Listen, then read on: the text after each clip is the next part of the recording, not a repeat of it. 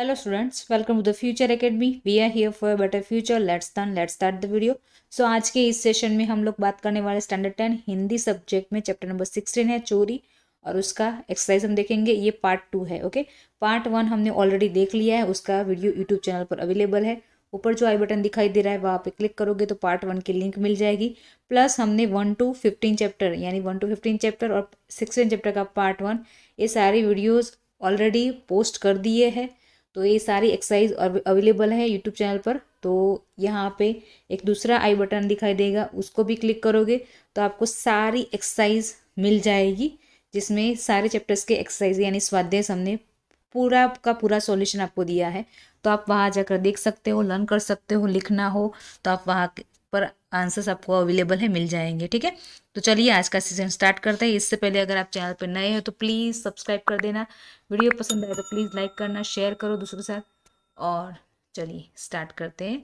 तो यहाँ पे फर्स्ट स्लाइड देख सकते हो आप। क्वेश्चन नंबर 4 हम देखने वाले हैं पार्ट 2 के अंदर। 4, 5, 6 जो भी क्वेश्चन है वो हम देखेंगे। तो क्वेश्चन नंबर 4 है यहाँ पे, निम्नलिखित प्रश्नों के 5-6 वाक्यों में उत्तर लिखिए। नंबर 1 यहाँ पे है, नौकर के संबंध में नंदन और मालती के विचार में क्या अंतर था। यानी नंदन क्या सोचता है नौकर के बारे में और मालती के विचार क्या है नौकरों के बारे में, ये दोनों में क्या अंतर है, इन दोनों के विचार में वो आपको बताना है। तो उत्तर आप ऐसे लिख सकते हो। मालती की नज़र में बिंदु एक उन अन्य नौकरों की तरह है जो घरों में छोटी मोटी चोरियां करते बड़ी बड़ी चोरियां करने लगते हैं। मालती ऐसा सोचती है कि बिंदु भी ऐसा ही है, जैसे अन्य नौकर होते हैं वैसा ही है, जो छोटी मोटी चोरियां करते हैं पहले और फिर बड़ी बड़ी चोरियां करने लगते हैं। उसकी नज़र में बिंदु एक चोर नौकर है और वह झूठ बोलता है। उसके साथ नरमी से पेश न आकर कड़ाई से पेश आना चाहिए, ये सोच मालती की थी। अब नौकरों के बारे में जो नंदन है वो क्या सोचता है, तो नंदन की नज़र में बिंदु चोर नहीं है, अपने आप तथा मालती को ही वो चोर मानते हैं। नंदन क्या सोचता है कि हम चोर हैं, यानी मालती और वो चोर है जिनकी हरकतों या जिनकी वजह से आज बिंदु को चोरी करनी पड़ी है, ऐसा वो मानता है नंदन। जिनके कारण बिंदु में चोरी की भावना का जन्म हुआ। उनके विचार में सबको सब चीज़ें मिलनी चाहिए। हमने या हमें उसे नहीं दिया, इसलिए वो कहता है कि हमने उसे नहीं दिया इसलिए बिंदु को यह चोरी करनी पड़ी। तो ये विचार किसके थे, नंदन के। तो इन दोनों के विचार क्या है और इन विचार में अंतर क्या है वो आपको इस प्रश्न के उत्तर में दिखाना है। ठीक है, तो ये हो गया आपका पूरा आंसर। अब चलते हैं नेक्स्ट आंसर की तरफ। नेक्स्ट क्वेश्चन कौन सा है, नंबर 2 है, चोरी का पता लग जाने पर नंदन ने बिंदु के साथ कैसा व्यवहार किया और क्यों किया। जब चोरी का पता चल जाता है नंदन को, तो बिंदु के साथ वो कैसा व्यवहार करता है और ऐसा क्यों करता है। तो इसका उत्तर आप ऐसे लिख सकते हो। नंदन के आत्मीय व्यवहार से बिंदु ने स्वीकार कर लिया कि कमरे में नीचे गिरा थोड़ा सा मेवा वह उठा लाया था। नंदन को यह सुनकर जरा भी गुस्सा नहीं आया, बल्कि वह बिंदु को लेकर कमरे में ले गया और कनस्तर से एक मुट्ठी मेवा निकालकर उसने बिंदु को खाने के लिए दिया। नंदन इस विचारधारा का है, उनका यह विचारधारा है कि सब चीज़ें सबको मिलनी चाहिए। तो यहाँ पे जब नंदन को पता चलता है कि हाँ बिंदु ने चोरी की है, तब उसका व्यवहार क्या था, तो वो ज़रा सा भी गुस्सा नहीं करता, बल्कि उसको कमरे में ले जाता है। कनस्तर यानी जो जार यानी बरणी आप कह सकते हो, जहाँ हम काजू किशमिश मेवा भरते हैं, तो वो जहाँ पे पड़ा था वहाँ से एक मुट्ठी मेवा निकालता है और बिंदु को खाने के लिए देता है कि तुम भी खा सकते हो यहाँ से, ऐसा कुछ नहीं है। क्योंकि उसको ऐसा लगता है कि सब चीज़ें सबको मिलनी चाहिए, ऐसी कोई भी चीज़ घर में नहीं होनी चाहिए जिससे नौकर या जो भी काम करने वाले लोग हमारे घर में आते हैं उनको ऐसा लगे कि काश ये चीज़ हमारे पास भी होती।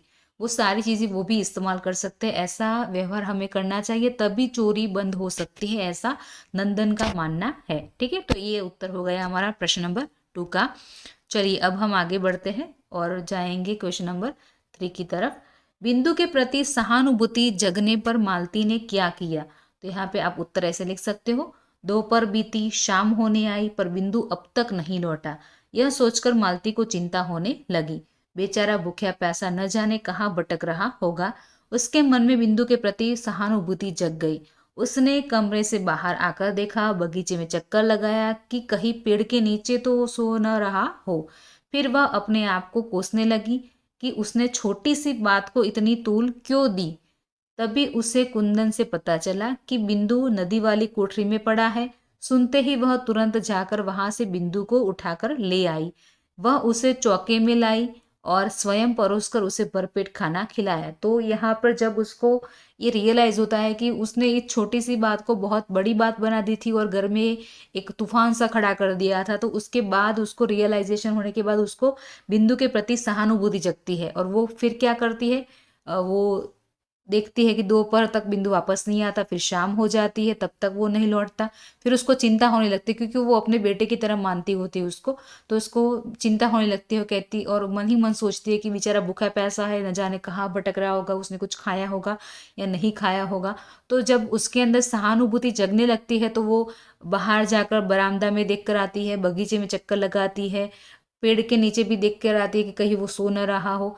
फिर उसको मन ही मन ऐसा अपने आप को भी कोसती है कि क्यों मैंने ऐसा गुस्सा किया, इतनी छोटी सी बात को इतना बड़ा क्यों खींच दिया मुंह ने मैंने, ऐसा वो सोचने लगती है। और कुंदन से जब पता चलता है उसको कि बिंदु नदी वाली कोठरी में, जब वहाँ पर जो कोठरी है वहाँ पे पड़ा हुआ है, तो वो सुनते ही वहाँ चली जाती है और उसको पकड़ कर लेकर आती है और उसको अपने हाथों से परोस कर खाना खिलाती है।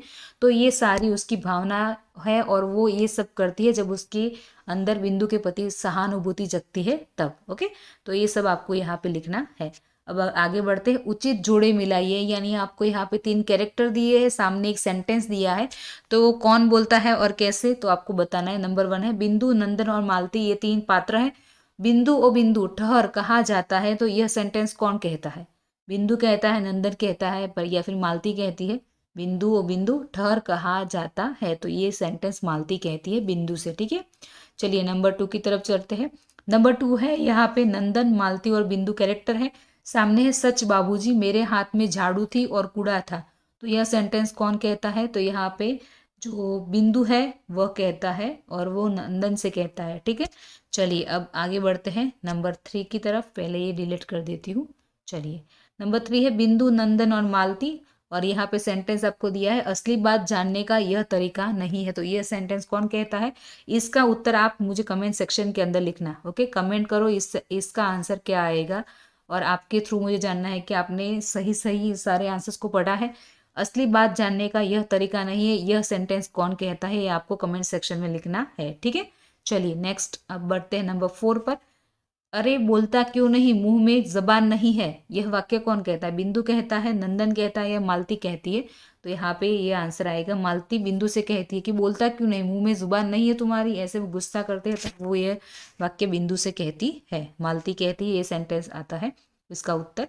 चलो नंबर 5 है अरे वह तो नदी वाली कोठरी में पड़ा है, तो यह सेंटेंस कौन कहता है? तो अभी अभी हमने प्रश्न के अंदर देखा कि जब कुंदन से पता चलता है, कुंदन यह कहता है कि वह तो नदी वाली कोठरी में पड़ा है, तो यहाँ पे आंसर आता है कुंदन। ठीक है, चलिए अभी आएगा नेक्स्ट क्वेश्चन है आशय स्पष्ट कीजिए, सॉरी विलोम शब्द है, नंबर 6 है विलोम शब्द।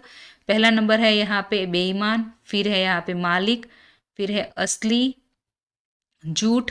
बेईमान का आंसर आएगा ईमानदार, मालिक का होता है नौकर, असली का होता है विलोम शब्द यानी अपोजिट होता है असली का नकली, और झूठ का होता है सच। ओके, देन नंबर 7 है भाववाचक संज्ञा बनानी है आपको। नंबर 1 बच्चा, देन है मुस्कुराना, लड़का, प्रसन्न, बूढ़ा, पागल और है चोर। तो बच्चा का होगा बचपन, मुस्कुराना का होता है मुस्कुराहट, लड़का का लड़कपन, प्रसन्न का प्रसन्नता, बूढ़ा का होगा बुढ़ापा, पागलपन, और चोर का होता है चोरी। ओके, तो ये हो गया आपकी भाववाचक संज्ञाएं। नेक्स्ट क्वेश्चन नंबर 8 है यहाँ पे आशय स्पष्ट कीजिए। नंबर 1 है आशय स्पष्ट में लातों के देव बातों से नहीं मानते, इसका ये जो चैप्टर में ये वाला सेंटेंस दिया गया है, तो ये किस उद्देश्य से दिया गया है या फिर इस बात का क्या अर्थ निकलता है, वो आपको उत्तर में लिखना है। तो आप उत्तर ऐसे लिख सकते हो। समाज में 2 तरह के लोग होते हैं, कुछ लोग प्रेम से कहने पर कोई काम करते हैं, तो कुछ लोग लाख समझाने पर भी वह काम नहीं करते, लेकिन मार या डांट आने पर या फिर उसको डांट पड़ने पर वे उस काम को करने लगते या करने के लिए तैयार हो जाते हैं। ऐसे लोग प्रेम की भाषा नहीं समझते, उनके साथ नरमी का व्यवहार न कर कड़ाई से काम लेना पड़ता है, उनके साथ उसी भाषा में व्यवहार करना चाहिए जिस भाषा में वह समझते हैं। ऐसे लोगों के लिए कहा जाता है कि लातों के देव बातों से नहीं मानते, यानी कुछ लोग ऐसे होते हैं जो बातों से नहीं समझते, उनको लात पड़े या फिर उनको डांट फटकार पड़े, मार पड़े, तभी वो समझते हैं। तो ऐसे लोगों को लिए या फिर उनको समझाने के लिए ऐसा सेंटेंस कहा जाता है। तो ये आपको आई होप कि समझ में आ गया होगा। अब चलते हैं नेक्स्ट, नंबर 2 है, हम क्यों ऐसी चीजें खाएं जो सबको नहीं मिलती, इससे तो चोरी की भावना को जन्म मिलता है। यह सेंटेंस नंदन ने कहा है, राइटर ने कहा है, तो ऐसा क्यों कहा है, इसका आशय आपको स्पष्ट करना है। तो उत्तर आप ऐसे लिख सकते हो, मनुष्य का स्वभाव है कि वह किसी व्यक्ति को किसी वस्तु का इस्तेमाल करते हुए देखता है तो उसे पाने की उसकी भी इच्छा हो जाती है। हम किसी को ऑडी या मर्सिडीज में जाते हुए देखा, या फिर 5 स्टार होटल जो होती है उसमें वहां पे उनको रहते हुए देखे, महंगे महंगे कपड़े देखे, मोबाइल्स देखे, तो हमें भी होता है कि काश हमारे पास ऐसा होता। तो ये मनुष्य का स्वभाव ही है। यदि वह वस्तु उसे उपलब्ध नहीं होती तो वह चोरी से उसे प्राप्त करने में भी नहीं हिचकिचाता, और जब उसको ज़्यादा प्रिय हो वो चीज़ें तो उसको लेने के लिए या छीनने के लिए वो भी तैयार हो जाता है। इसलिए जब तक सब चीज़ें सबको नहीं मिलती चोरी बंद नहीं हो सकती, और चोरी होने की वजह जनरली यही होती है। हाँ, होता है ऐसा कि किसी को खाने के लिए कुछ नहीं मिल रहा, काम नहीं मिल रहा है, तो फिर उसको न चाहते हुए भी चोरी करनी पड़ती है। लेकिन ऐसा भी होता है कि जब उसकी पसंद की चीज़ें उसके पास ना हो और उसको वो चीज़ नहीं मिल रही, इस वजह से भी उसको चोरी करनी पड़ती है। चोरी की भावना पनपने न देने का एक उपाय यह है कि लोगों को ऐसी चीज़ों का उपयोग करने से बचना चाहिए जो सबको उपलब्ध नहीं हो पाती। यानी अगर हमारे पास भी उनके पास से उतनी ही चीज़ें होगी, खाने पीने की, रहने की जो चीज़ें होती है, जितनी हमें चाहिए उतना ही हम रखेंगे, तो चोरी की भावना को जन्म मिलता नहीं है, क्योंकि सब इक्वल हो जाएंगे।